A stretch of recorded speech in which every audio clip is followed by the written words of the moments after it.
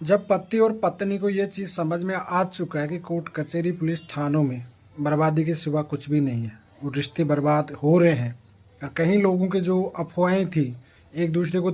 जो दे रहे थे, सपोर्ट कर रहे थे कि हम ये कर देंगे, वो करा देंगे, जेल करा देंगे, ऐसा करा देंगे, वैसा करा देंगे, जब ये सब चीज़ें आपको समझ में आ चुकी है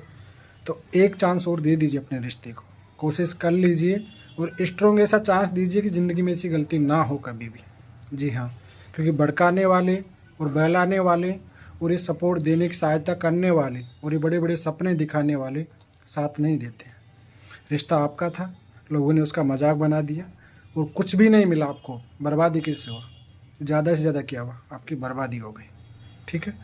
तो अगर समझदार हो तो उस बर्बादी को रोक लो, फ़ायदा वही है, मतलब कुछ भी नहीं रखा। समझ में तो आ गया होगा कोर्ट कचहरी जाने के बाद, और बर्बादी कितना करना चाहती हो, बैठ के सॉर्ट आउट कर लो, वही फ़ायदा है सबसे अच्छा। तो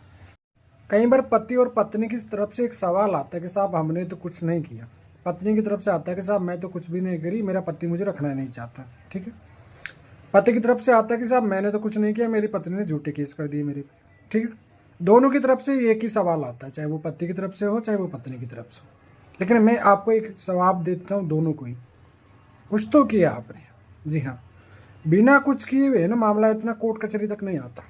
ये बात आप अच्छे से समझ लेना।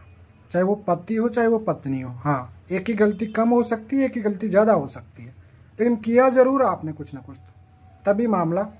कोर्ट तक पहुँचा है। क्यों? या तो आपने ये वाली धमकियाँ दी होगी, जो करना वो कर ले, या फिर पत्नी की तरफ से ये होगी कि साहब हम तो झूठे केसों में ये करेंगे, या तो हमारे कहना मान ली, ये कहना थ्रेट दी होगी कहीं से, परिवार को फंसाने की, सबकी जमे जेल भेजने की।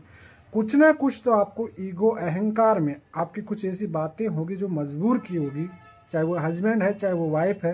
तभी जाके आपका मामला कोर्ट कचहरी तक गया है। उसके बाद अगर आप अपने आप को शरीफ समझ रहे हो या अपने आप को ये दिखाना चाहती हो कि साहब हमारी कोई गलती नहीं है, तो ये सबसे बड़ी बेवकूफ़ी है आपकी। समझ सबको आता है, ऐसा नहीं होता कि आप बिना कारण से कोर्ट कचहरी आप घूम रहे हो,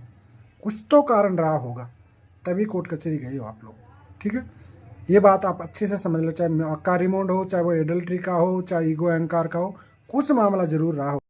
देखिए कहीं भी चली जाइए आप किसी भी वकील के पास, 100 में से 90% वकील मेंटेनेंस केस में एक ही जवाब देते हैं पति को, साहब आपकी बीवी है, मेंटेनेंस देना ही पड़ेगा। भले ही पति उसको रखना चाह रहा है, ठीक है, पति की तरफ से कोई गलती नहीं है, ठीक है, किसी भी तरह से पत्नी अपनी स्वेच्छा अनुसार मायके पे रहना चाहती है, वो साथ में रहना नहीं चाहती है, या वो अपने पति के साथ अलग से रहना चाहती है, परिवार के साथ नहीं रहना चाहती है, या वो किसी प्रकार की थ्रेट देती है, या किसी प्रकार की वो केसेस कर रखी है।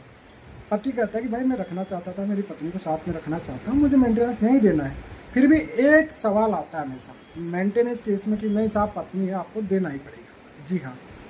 देखिए मेंटेनेंस केस को कोई फाइट करना ही नहीं चाहता, सपोर्ट नहीं मिलता पति को, ये बात आप अच्छे से समझ लेना। जी हाँ,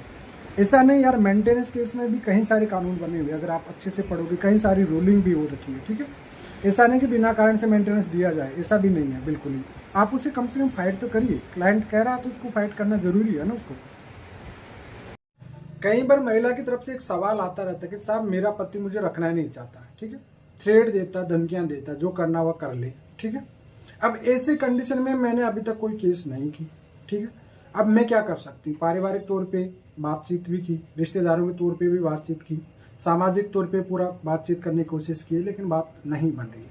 कहीं ना कहीं से और कॉन्फिडेंस में जा रहा पति। ठीक है, तो ऐसे सारे कई महिलाओं को सवाल आते हैं, वो कहता है कि साहब मेरे को तो तलाक लेना है। ठीक है, अब देखिए जब आपकी कोई गलती है ही नहीं किसी भी प्रकार से, ठीक है, पहली बात तो मैं आपको बता दूं कि भाई देखिए आपकी कोई गलती नहीं है, आप रिश्ता रखना चाह रहे हैं, वाकई आपने पूरा प्रयास कर लिया, तो उसके बाद आप डोमेस्टिक वायलेंस का केस करिए, उसमें ह्यूमन प्रोटेक्शन एक्ट में चले जाइए आप, राइट टू रेजिडेंस, मतलब आपको घर में रहने का अधिकार मांगिए आप उसमें से। ठीक है, अगर आपके पास बच्चे अच्छे हैं तो इंटरम मेंटेनेंस की एप्लीकेशन साथ में लगा दीजिए, अगर आपको थ्रेट है या किसी भी तरह पुलिस प्रोटेक्शन लगा दीजिए, कोई दिक्कत नहीं, फालतू केस करने की जरूरत नहीं।